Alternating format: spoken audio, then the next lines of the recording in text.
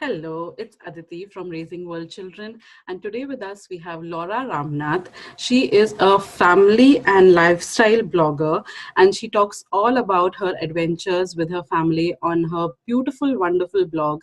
Hi, Laura. Hi, how are you? I'm good. How are you? Doing great. Thanks for having me. Thank you for choosing to talk about such a beautiful topic that is how your son found out that you were an interracial family. So, first, tell me something a little about yourself and your blog. I am married to my husband, Shadrach, who is from Trinidad and Tobago. And we have one child, Logan, who is 4.5. And we also live with my parents at the same time. So we have interesting dynamics. And my husband and I do the blog, The Rambling Ramnath, together. He is the media person. He does all the technical stuff, and I do all the writing and pictures. So That's wonderful. It's great that both of you come together in such a wonderful manner to talk about how your life is. And I always admire how open you are with sharing your ups and downs both. And it is wonderful to have other people talking so that they can relate to the content that you have to share. So today we are going to talk about an article that you had guest written with us about the day your son found out that you are an interracial family. Of course, kids aren't born with knowing these things because these are something that are more society based than family based. So can you tell us a little bit about that day and when it was and what happened? sure. It's been almost a year ago now. We had just gotten back, Logan and I had just gotten back from a trip out of town. Shadrach had to stay home. And when we got back, it was like all of a sudden Logan was going, I don't like daddy because his skin's not the same color. And I'm sitting there thinking, where in the world is this coming from? You Yeah. know, he's your dad. I never in a million years thought for 1 second that I had to stop and teach my child about different skin colors because his dad and I are completely different. And it was just all he's known. And yet for some reason he put that connection together, and he just, because he lends towards looking more like me, he didn't understand why him and daddy were so different. Mm-hmm. And so I had to work through that, and it's still an ongoing process. Of course. So how did you handle it then? How did you react then eventually? Because of course, initially we ourselves are in a state of shock. We try to take a little time to understand how we should deal with it. So what did you do? Well, that night the night he told me, I was definitely in shock. My heart hurt for my husband, and I felt a little like I had failed as a parent. So I took a step back. And then we started kind of talking about how people have differences. I started explaining to him that, yeah, daddy and I are both different from him, but there's things that we can find that are similar too. So we started, we'd be out in public and I'd be like, we'd play a little game. And I say, oh, what about this person? How do they look different? How do they look similar? You know, just trying to teach that we're all so different, but there's always something that we can connect with someone else. And but that's the beauty of it all. So it's still an ongoing process. He still asks questions, and still there's still sometimes some issues there, but we're still working through it. Yeah, I myself have experienced this. My son came back from school a couple of years ago, actually, and he was in preschool then. And he came and he said, "Mom, we are brown. All my other friends are white." I was like, "What?" And I was so shocked, because I was like, "What kind of observation is that?" But of course, then we discussed about how skin pigmentation is there, and things like that. But it is so interesting to how kids perceive these things, and it is wonderful the way you figured out to get your son observing about these things a little bit more, to understanding what different people look like. And that's what we do at Raising World Children, talk about how we all are different but how we all are similar as well. And that is wonderful what you're doing with your son. So what do you think is a few other ways that we could probably introduce kids to diversity and explaining to them about these things? Well, one of the first things I did after this was research online books that we could get and check out, because we're both big readers. He loves to be read to. So I checked out probably 7 or 8 books from the library that were about different skin colors and emotions and interracial families. And we just started reading through those books and opening up the conversation. And of course, they were all children's books at his level. And, you know, there's Pinterest, there's movies, there's Netflix, there's all sorts of things out there and resources for people to dig in and to learn. You know, just the other day we were at the grocery store, and there was, where we live, there's a lot of Amish and Mennonite people that wear the different clothes. And Logan asked me, why is she wearing that hat? We saw a lady, and, you know, I explained to him, I said, I don't know. I said, we can ask her, or we can come home and research it, you know. And he didn't want to go ask her. I always encourage that, you know, to politely, you can always go ask that person why they do something the way that they do it. But otherwise, we can come home and we can look it up and research it and read about it. I mean, the internet is full of everything. So lots of resources. Yes, of course.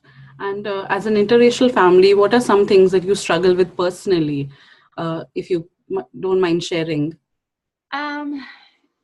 You know, this is a tough subject for me, because I know that I see so many wonderful interracial family blogs, and I've read about them, and a lot of times the kids don't look like the mother, and you get a lot of those questions, and I don't have that issue on my end. The thing I get most concerned about is my husband with my child alone, you know, because they don't look alike. And you hear so many stories of children being ripped from their parents because they don't look similar, and people assume that they're not supposed to be together. So my biggest fear is that somebody would just assume that, oh my goodness, this man stole my child. I know that sounds crazy, but, and, you know, I just, so just the way people perceive interracial couples and families, you know, and the things that are going on in society right now, those things concern me, because I'm not really sure how it's going to affect us in the long term. But I do know that the things going on will affect us somehow. So I'm just kind of trying to be open-minded and be aware of what's going on. It is so interesting that you brought this up, because I have just recently, I think last week, I saw a kid really screaming in his father's hands. I'm assuming that was the father. And it actually did pop up in my head that how do you know the difference when a kid is screaming for help really, and whether, you know, if someone is actually, you know, just throwing a tantrum. And it was so, I never thought about how that would might, God forbid, ever affect you in or any other interracial family, because this can be a real worry for parents. Right.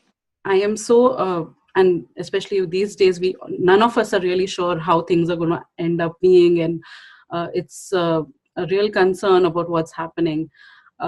So what do you suggest? I mean, I know a lot of families are open, and those are the ones that choose to read blogs and find out more about cultures. But what do you think is something that we could encourage in people who are not that aware?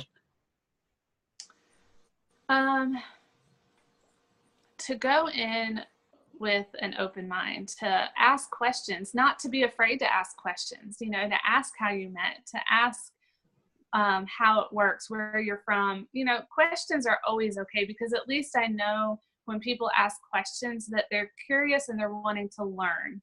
The minute it starts getting nasty and offensive, it means that they've already formed their opinion. Yes. And I just be open to getting to know somebody before you form those opinions.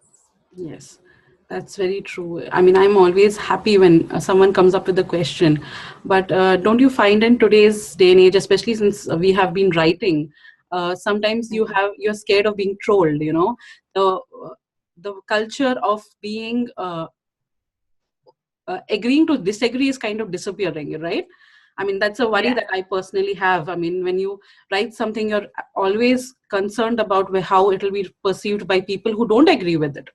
I mean, they can, of course, choose to just shut off the article, but you're worried about if someone starts a debate, you know, and the debate should always be healthy. I mean, I would encourage people to talk about things and be curious about things, but we really want people out there to talk about what their opinion is, because not necessarily we are right, of course.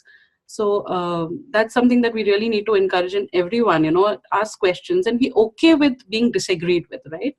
Right, exactly. It's okay to have different opinions and to have different beliefs. And it's just a matter of teaching our children from the get-go what those differences are, and that it's okay, because how boring would this world be if we all were exactly the same and we all believed exactly the same thing. Yes. That's the beauty of our world, is that we do have different cultures and we do have different beliefs and we all look different. And I think sometimes as parents we forget that we have to teach those things, Yes. but they are important. Yes, because somehow we are all so secure in our bubbles that we think that, oh, we are open, so our kids will be open and everyone around is open. But that's not always the case. Unless we start discussions, we won't even really know what's going on, even in our kids' minds. So that is why discussion is so important for all of us, right? Right. Yeah. Well, and being part of an interracial family and having in-laws that are completely different from what I grew up with has helped me and opened my eyes to that. Unfortunately, the past few years since we've had Logan, we haven't had the opportunity to be involved with my husband's family as much as I would like, because we all live so far apart. But, to have that example of a different lifestyle and different culture, and then to marry somebody from that and have to work through that, it's amazing if you don't immerse yourself in those other cultures, how you miss out on so much. Oh, yes, that's true. So what are some surprises that you weren't expecting when you got into the relationship? Just a couple. Just a couple. Let's see. This is long. Is the list long? There is, I come from a family where we're big huggers, but there's still like personal boundaries and personal spaces and things like that. And my husband's family, they are all together all the time, and sometimes that can be hard to understand and to get used to. So that was a big surprise. Just the differences between how my husband grew up and how I grew up. He grew up in a country that was completely different from where I grew up here in the United States, and just trying to maneuver that was a big surprise, especially now that we have a child and we're trying to discipline and teach those things. That those differences definitely come out and are something that we have to work through, but they're a good thing. It brings a different dynamic to our family. So yes, I think a dose of different cultures kind of shakes us up, and that keeps our brains also super active. Yes, very much so. Very. What is something about your husband's culture that you hope that your son does grow accustomed to and does accept, which is not really common in American culture per se? I have to be honest, my husband doesn't have a lot from his culture that he's held on to and brought with him. He very much came to America at 18 and then just kind of embraced it. So there's really not a lot that I've tried asking him songs and stories, and there's just not a lot that he cares about that way, I guess. I hope one day that we get to go visit the country that he's from and take Logan to do that. That is one of my big desires, to go to Trinidad and Tobago and visit and see what it's like and see where he came from, so that we have a better understanding of who he is. But unfortunately, I don't think that there's a lot that he has brought with him that he wants us to incorporate at this point. That is something so real, that people who move very early on in their age to a different country, they usually don't have connects to that country as much as a person would expect. When you see someone, like when people see me, they see an Indian, but I myself do not have a lot of connect to India per se, which is something that often makes me feel a disconnect with other Indians. Not very often, but yes, a lot of very small, minute ways. But this is something that is so interesting, because just yesterday I was having a conversation with another lady, and I was asking about her travels to India. And she said, we don't really travel that much because my husband moved here when he was like 2 or something. And we have been here all our lives. And I was like, wow. And this is a whole new generation of people who are not really from anywhere, but they all are different from where they began. So that's really interesting. Yeah, definitely. So what is something that you would advise other interracial families to make sure to imbibe to their children, like to empower the kids to understand these things? Be sure to talk about the differences. Acknowledge that there are differences between you and your spouse. Talk about that. Don't be afraid to acknowledge it, because fear is what creates the hate, in all honesty. Just be open and talking. Allow them to ask any questions, and kind of watch for the signs of if they're starting to understand and you haven't explained it, like we had, where my son just wanted nothing to do with his dad because he didn't understand it, so just be open and communicate, talk. I don't have any better solution than that, but I think that's the most important thing you can do. So I think the most important thing for any problem is first to accept that there might be or there is one, right? So that we can actually start to work on it. I think that's the biggest thing, that anything, that's the most important thing, is to acknowledge. I think that's a beautiful thing that you said, is this first we need to just acknowledge it, that this might be a issue that we need to deal with, and just begin making sure that our children are aware that there are different people, because this is something that we just assume that, oh, we are living in America. I mean, at least for me, we are now living in America, and oh, my kids are, will get used to it. And for me, it's the other side around, that I need to make sure that my kids are connected to India and our relatives there and stuff like that. So it's counterintuitive, if I might say so. But it's wonderful that you're doing what you're doing with your child and empowering him to understand and accept who he is and everything that he's doing. And is there anything else you would like to leave our listeners with? Just go into life with an open mind, and just don't assume that your kids know everything just because you're raising, that they live in the same household as you. We just need to make sure that we're truly teaching our children and not leaving it to society or somebody else. It's our responsibility to teach those things. And just thank you guys for allowing me to come chat with you. And I always enjoy talking with you. Oh, thank you so much. It's been a pleasure having you. For anyone who hasn't been to Dayton, Ohio, Laura has a wonderful article on her blog that talks about it, and I'm going to leave the link for that in the description below. Please make sure to join us for our next video, and please make sure to like and subscribe so that you can stay updated with our content. And we hope at Raising World Children that you all have a wonderfully positive day.